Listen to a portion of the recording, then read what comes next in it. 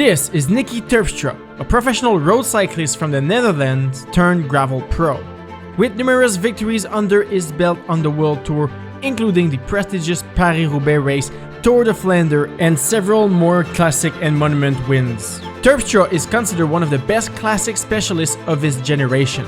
In this video, we will explore what makes Niki TERPSTRA such an interesting figure in the world of cycling, and we will also break down his personally tuned and optimized gravel bike to win the biggest gravel races.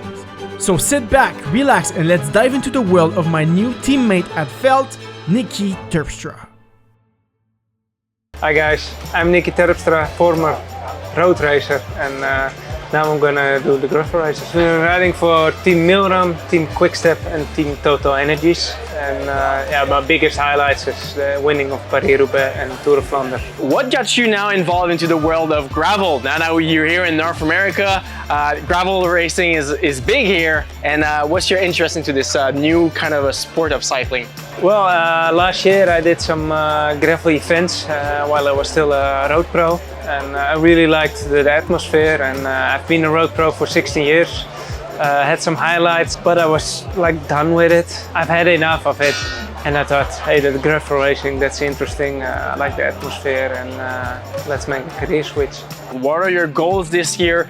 What do you want to do in this season? Of course, I want to do well in the biggest gravel races. I want to perform well. Of course, Unbound is the most popular race of them all. So I want to be good at there, but also gravel locos, steamboat, some European UCI races, and of course the World Championships in the end of the year. So busy program. And now to win all of these races, you need a good weapon. You need the perfect bike for it. So why don't you give us a little rundown of your bike? This is the breed CRABON in custom colors. It's the same color like my outfit. The wheels is ZIPP 303 FIRECREST. They're really good for the gravel because they have a big inner wide and they are really strong. So for the rough gravel I will use these wheels, and for the smoother gravel I will use the ZIPP 353 NSW. Schwalbe G1 RS.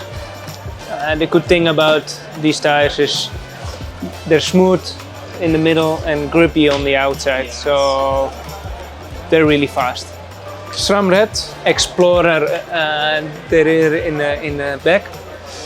The cassette is 1044, and in front I've got 48 arrow chainring, light enough gear to get uphill and big enough gear to go fast. I'm also using ZIPP components, traditional handlebars, like I used to, always. Yeah, these are not flared out. Why don't you ride flared bars as a lot of people in gravel do? Because you have 16 years as a pro cyclist. Racing for years with a handlebar like this, and cool. I really like it. Maybe I will try some flare handlebars, but the races we're gonna do are also pretty fast, and yes. I come close to the road position I used to have. The stem is the ZIPP SL Speed, like the SEATPOST is also SL Speed, and they're really strong and lightweight. And of course, it's nice to have the zero offset for my position. Bottle cages, it's the TACKs. I really like them because they're lightweight, but they're also strong. They really hold my bottle pretty right, and they will hold my bottle in Paris-Roubaix, so yes. Probably also in the gravel races. That's pretty important. All right, so now Niki, I want to talk about the way your bike is personally tuned for you, and it has a few little details that is different from the regular breed carbon that I am running. So can you just point us out these differences that we see from the regular bike and your bike? Here you can see the cover to mount the front derailleur. I don't have it because I discussed with SRAM about gear ratio, and with this 48 and 44 in the rear, I've got enough range, and they assured me I don't need a chain catcher, so we covered up this. That's very nice. It's nice and smooth. With the arrow chainring, it looks really fast and cool.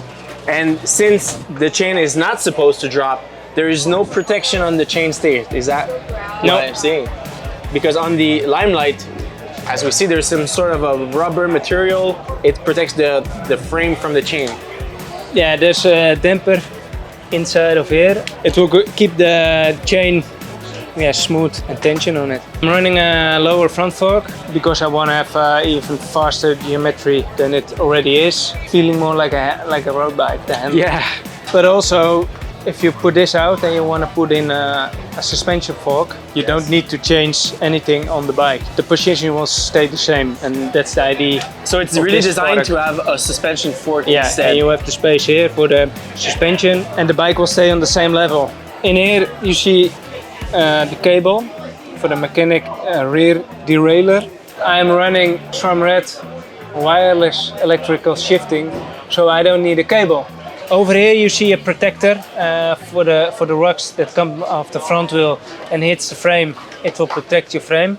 I don't have it because it's only extra, and I don't care if the paint job gets smashed. Don't want to have any add-ons, and you don't need that extra.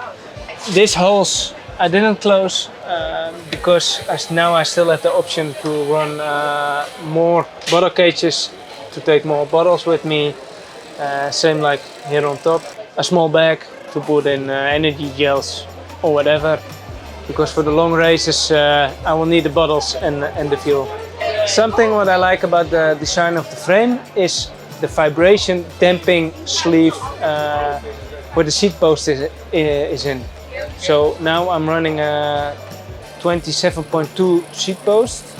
But if I take out the sleeve, I can also run a 30.9 seat post. That's also really nice if you want to change for a dropper post. You can take this one out, and a dropper post with 39.9 you just can put in without any hassle. I can run the RockShox Vibrep. It's also wireless. It's already programmed, so if I decide before a race to run a dropper post, it's easy to change. I gotta say, Niki, your bike is definitely one of the most beautiful bike I've seen in a long time. You do have a custom paint job. What is the inspiration behind it? Well, I wanted to go for a white frame. Plain white was a bit boring, so there's some ice effect in it. Oh yeah. And that makes it a bit special. The white also matches my race kit. It's white with gray leathers and gray pip shorts. And the gray leathers are the same, the ZIPP decals, and also the letters on my jersey. So it's all matchy in the end. Great. So Niki, what if people want to follow your journey on the road to win Unbound? Where can they follow you online? Instagram. Yeah, that's where you post everything. There you can follow almost my whole life. So I post a lot of stories. So. Well, Niki, it's been a pleasure meeting you. Thanks for sharing all the knowledge. And we will be following you online, and definitely also on the YouTube channel. We have projects together, so you guys want to stay tuned for that. Thanks, Niki. Thank you.